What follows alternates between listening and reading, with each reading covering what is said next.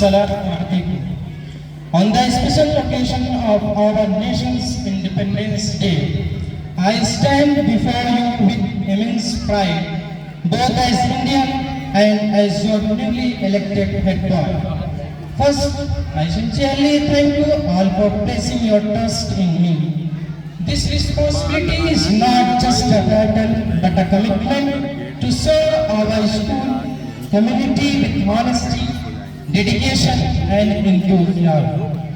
हमको ये शोले नहीं चाहत के शबनम चाहिए, हमको ये खंजर नहीं सपनों का मरहम चाहिए, मुस्तकिल नफरत के बदले इश्क पे हम चाहिए, मुत्तहद होकर जिए तो एक ताकत हम भी हैं, गर सलामत ये वतन है तो सलामत हम भी हैं।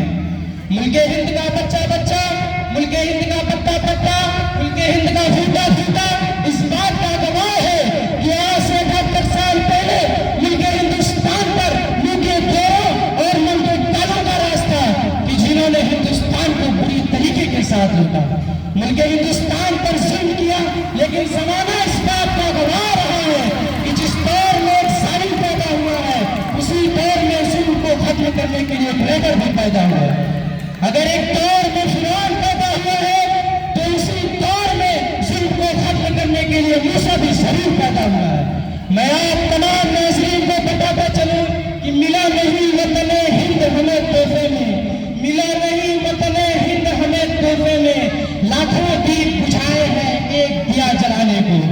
आज का दिन ये वही आजादी का दिन है कि जिसको हासिल करने के लिए हमारे आबा और अजदाद ने बहुत सी कुर्बानियों को पेश किया। ये वही आजादी का दिन था कि जिसको हासिल करने के लिए महात्मा गांधी ने खुद को भूख से दो चार किया। ये वही आजादी का दिन है कि जिसको हासिल करने के लिए अशफाकुल्लाह खान ने फांसी के फंदे को चुन लिया। ये वही आजादी का दिन है कि जिसको हासिल करने के लिए सरदार भगत सिंह को जब फांसी के फंदे पर चढ़ाया गया तब सरदार भगत सिंह ने अपनी जबान से अल्फाज निकाले थे कि अब भी जिसका खून न खौरा खून नहीं वो पानी है जो देश के काम आए ना बेकार की जवानी है। हिंदुस्तान की तारीफ बोल रही है कि मुल्क हिंदुस्तान को आजाद कराने में बहुत से लोगों ने अपना अहम रोल अदा किया है। अगर हम बहादुर शाह जफर की बात करें, जब 1857 के हंगामे में बहादुर शाह जफर को रंगून की काली कोठरियों के पीछे ढकेला गया और अंग्रेज आया और अंग्रेज ने कहा था कि दमदमे में दम नहीं है बखैर मानो जान की, दमदमे में दम नहीं है बखैर मानो जान की, है जफर ठंडी पड़ी शमशीर हिंदुस्तान की। तो तब जफर ने जो अल्फाज और जो जवाब उस अंग्रेज को दिया था वो ये था कि गाजियों में दूर रहेगी जब तलक ईमान की, तख्त लंदन तक चलेगी तेज हिंदुस्तान की।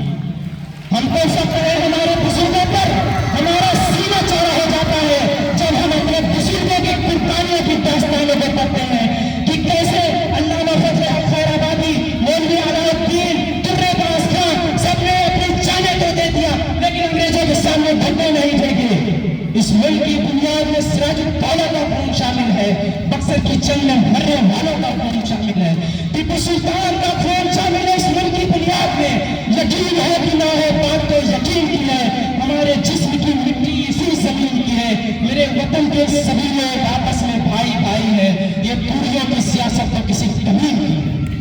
आज आपको हर तरफ से आजादी की मुबारकबाद पेश की जा रही है और देशभक्ति का सबूत दिया जा रहा है, लेकिन हकीकत में असल देशभक्ति वो है कि जब एक किसान तपती हुई धूप के नीचे पूरे मुल्क हिंदुस्तान के लिए अनाज करता है। असली देशभक्ति ये है कि हमारे मुल्क में, असली देशभक्ति ये है कि जब ऑफिसर सरकारी दफ्तर में रिश्वत के बगैर काम को अपनी जिम्मेदारी समझता है। और असली देशभक्ति तो ये है कि हमारे मुल्क में रहने वाला हिंदू हो, मुसलमान हो, सिख हो, ईसाई हो, आपस में मिलकर देशभक्ति और देश के लिए प्रेम का प्रचार करें। मैं आपको एक चीज कहना चाहता हूँ कि हमारी ये खुशकिस्मती है कि मुल्क हिंदुस्तान में हिंदू भी पैदा हुआ, मुसलमान भी पैदा हुआ, सिख भी पैदा हुआ, ईसाई भी पैदा हुआ, लेकिन सबसे बड़ी बदकिस्मती ये है कि यहाँ पे इंसानियत पैदा नहीं हुई। अगर यहाँ पर तमाम मज़हब को भूलकर यहाँ पर अमन का प्रचार होने लगा तो हमारा जो देश है वो सज जाएगा, समझ जाएगा और इसका टंका विदेश तक पहुंचेगा। और आखिरकार मैं आप लोगों के सामने चंद अशआर करके इजाजत चाहूंगा कि एक दूसरे का हम सभी सम्मान करेंगे